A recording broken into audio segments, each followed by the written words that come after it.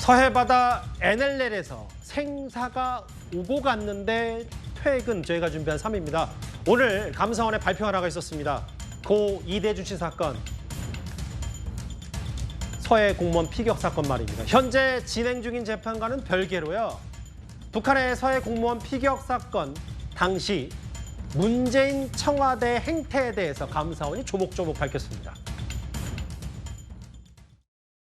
월북 가능성이 있는지 여부를 잘 봐야 된다. 이제 이렇게 그 얘기를 하고 지침을 줬고, 월북 의사 얘기는 북한 주장인 겁니까? 선에서 근무하는 인원들이 구명조끼를 입지 않는데 이 사람이 입고 있었다. 부유물을 갖고 있었다. 그다음에 뭐 신발을 가지런히 놓고 함에서 실종이 되었다. 그리고 이제 한 가지는 이제 그 월북 의사가 있었던 걸로 보여진다는 이제 정보를 종합해서 이렇게 보고를 드리는 겁니다. 당신들 국가공무원이 적대 국가에 무참히 총살당하고 살해당했을 때 뭐 했어? 이렇게 피켓팅 한다고 해서 이게 정정으로 갑니까? 죽은 동생이 살아옵니까? 2020년 9월 22일에 좀 더 구체적이고 실체에 가까운 전말이 오늘 감사원 발표를 통해서 추가로 공개가 됐습니다. 제가 먼저 시간대별로 살펴볼 필요가 있을 것 같습니다. 오전 1시 58분 서해 공무원 이대준 씨가 실종이 됩니다. 그로부터 시간이 꽤 지났고 서훈, 보안사항 전제로 해수 배경에 알리고 통일부 외교부에 알리지 말라고 지시했다. 국가정보는 당시 박지원 국정원장에게 보고합니다.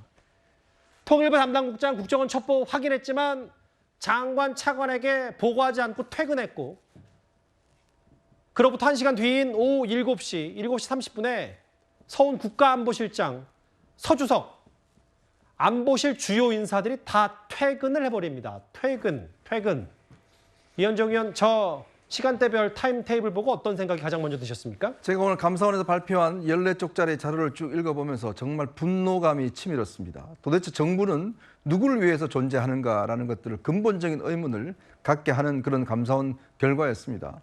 이번 감사원 결과를 보면 우리 국민이 정말 북한 측에 어떤 방식이든지 북한 측에 넘어가 있는 상황이라는 것을 다 알았습니다. 자, 알았는데 그거를 총재로 관리해야 될 국가안보실, 위기관리센터 1차장, 안보실장 전부 다 칼퇴했습니다.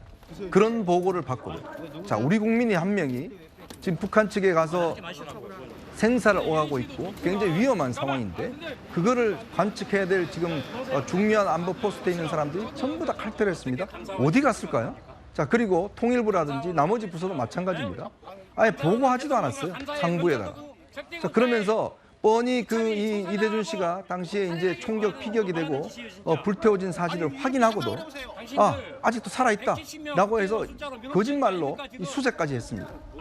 도대체 왜 이런 과정들이 벌어진 것인지, 정말 국민이 어떤 이 적으로부터 위협을 느꼈을 때 우리의 정부는 어디선지 전부 다 칼퇴해서 집에 가 있거나 뭔가 저녁 약속이 있거나 이렇게 했다는 것이죠. 이거는 뭐 어떤 정부를 떠나서 간에 어떻게 이렇게 국가의 안보 관련된 기관들의 기강이 이런 정도로 썩어 빠졌는지 정말 이해할 수가 없습니다. 자, 그래놓고 여러 가지 변명들을 하고 있습니다. 그러나 그 변명 통하지 않습니다. 반드시 책임자들 책임 물어야 될 것이고요. 이거는 이후에 지금에 있는 공무원도 마찬가지입니다. 이를 위해서라도 저는 일벌백계 해야 된다고 생각이 듭니다. 도대체 당시에 안보실장, 국가정보원장, 그다음에 통일부 장관, 이런 사람들은 도대체 어디에 있었는지 그 물음 앞에 대답을 해야 될 겁니다. 여기 색깔이 다른 부분이 핵심이에요. 청와대에서 정부 국가안보를 관장하는 주요 핵심 인물들의 퇴근, 청와대 퇴근. 그로부터 2시간 뒤에 고 이대준 씨가 북한군에 의해서 사살과 시신 소각이 추정된다. 그 이현정 의원님, 짧게 하나 더요. 그럼 이제 어찌됐건 이게 어떤 이유에서든지 다 용납은 안 되는데 이거를 대수롭지 않게 생각해서 그냥 집에 퇴근해서 가버린 건지, 아니면 실제로 대수로님을 알고도 이걸 애써 축소하기 위해서 본인 스스로 지금 집으로 돌아간 건지, 그걸 어떻게 파악하십니까? 제가 볼 때는 좀 집단 사고에 빠져 있지 않는가라는 생각이 들어요. 왜냐하면 당시에 이제 문재인 정부가 남북 관계를 웬만하면 충돌 없이 문제없이 가져가겠다. 이런 이제 그 관점에 서 있었지 않습니까?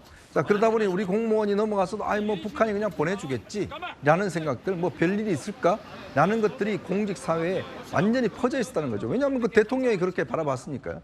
또 그날 마침 대통령이 이제 이 화상을 통해서 유엔 연설을 하는 날이었습니다. 그러면 이게 유엔 연설에서 평화를 이야기하는데 저런 사건이 예를 들어서 정말 북한이 저질렀다라고 하면은 거기에 그냥 고춧가루 뿌리는 거 아니겠습니까?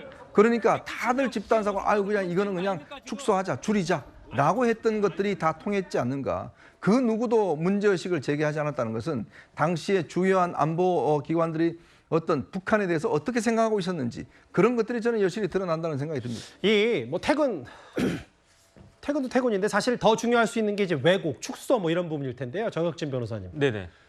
잦은 월북 가능성 배제 못한다. 월북한 것으로 판단한다라면서 여러 가지 것들을 꽤 맞춰서 미래 언론에 흘렸던 부분까지도 감사원이 꼬집은 것 같습니다. 그 문재인 대통령 하면 제일 먼저 떠오르는 말이 뭡니까? 대선에서 캐치프레이즈가 사람이 먼저다라는 말이었잖아요. 그런데 지금 우리나라 대한민국 국민 중에 상식적으로 월북할 사람이 있겠습니까? 그다음에 월북을 하더라도 망망대해 바다에 풍덩 뛰어들어가지고 월북할 그런 사람이 있겠습니까? 그 날짜가 언제냐면 9월 22일에 발생한 건데 9월 말 정도 되면요. 바닷물 차요. 그렇게 찬 물에 뛰어들 사람이 어디 있겠습니까? 그다음에 이대준 씨가 진짜 북한군에 의해서 야만적으로 조롱당하면서 학살당한 그런 사실을 알고 있었음에도 불구하고 어떻게 우리나라 공무원을 자진월북한 사람으로 몰고 갈 수가 있었는지 이렇게 순직한 공무원의 명예를 심각하게 훼손해도 되는 것인지 이거는 제 생각에는 법적인 처벌 여부를 떠나가지고 도대체 어떻게 사람이 사람한테 저렇게 할 수가 있는 것인지 전 진짜 참담하다는 생각밖에 들지가 않습니다. 당시에도 뭐 30시간 넘게 서해 표류가 가능하고 월북 의사가 있었다라는 취지 얘기를 했었는데 그 부분도 감사원이 들여다본 결과 사실관계에 부합하지 않는다는 얘기를 했는데 다음 화면을 보겠습니다.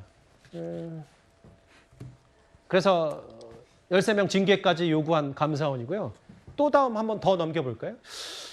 여선호 행정관님. 근데 결국은 이제 감사원도 근데 오늘 그 여러 14페이지에 가까운 결과를 발표하면서 결론을 내면서 뭐 퇴근, 왜곡, 뭐 축소 이런 것도 얘기했지만 반면 이제 문재인 전 대통령이 이걸 인지했는지에 대한 여부는 정확히 이제 파악하지 못했다는 결론도 있는데 최근에 문재인 전 대통령이 어쨌든 그 지난주 수요일에 있었던 울산시장 선거 개입 의혹 관련해서도 별다른 입장 표명이 없고 이것 관련해서도 감사원의 종합 발표 이런 부분 저희가 종합적으로 어떻게 받아들이면 되겠습니까? 사실은 지금 이 사건 같은 경우에는 민주당에서는 완벽히 이제 정치보복 수사다, 정치보복 감사다 이렇게 좀 주장을 하고 있습니다. 예. 이게 실제로 이제 작년에 6월에 감사에 착수했을 때 이게 뭐 감사위원회 의결을 거치지 않고 바로 착수하고 10월 정도에 작년 10월에 뭐 중간 결과 발표를 하면서 지금 나왔었던 내용을 다 전부 다 그 당시에 다시 발표를 했었어요. 그리고 그때 지금 나왔던 인사들을 이미 수사 요청을 했는데.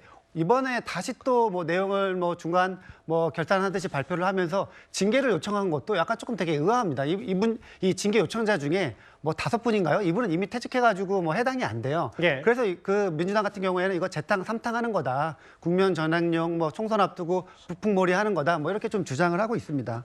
그 저는 이제 이 또 근본적으로 조금 의문 중에 하나가 이 내용들이 전부 다 그 당시에 발표했던 인사들의 증언이 다시 바로 그냥 번복된 거거든요. 그냥 뭐 정부 발표가 정권 바뀌었다고 해서 당시 공무원들의 입장이 다시 뭐 180도로 뒤바뀌는 게 이게 다시 도대체 뭐 때문에 그런 것이냐. 뭐 약간 이런 생각이 좀 들더라고요. 근데 다만 이제 구체적으로 좀 더 증언된 거 있고 지금 서훈 전 실장과 박지원 전 원장도 이거 재판 중이기 때문에 좀 더 구체적인 면이 드러나면 또 이걸 뭐 물론 뭐 야당에서는 재탕 삼탕 얘기하고 있는데 중요한 건 유족들의 입장일 겁니다. 고 이래진 씨가 입장 얘기한 최근에 책도 낸 걸로 저도 알고 있는데 알겠습니다. 감사원의 발표 얘기 당시 청와대 주요 인사들의 퇴근 무책임하다는 걸로 꾸짖은 것 같습니다. 이번 주제 여기서 마무리하겠습니다. 조금 분위기를 바꿔보겠습니다. 다음은 최근 정치권 최대 뉴스메이커인 한동훈 장관 얘기를 해보겠습니다.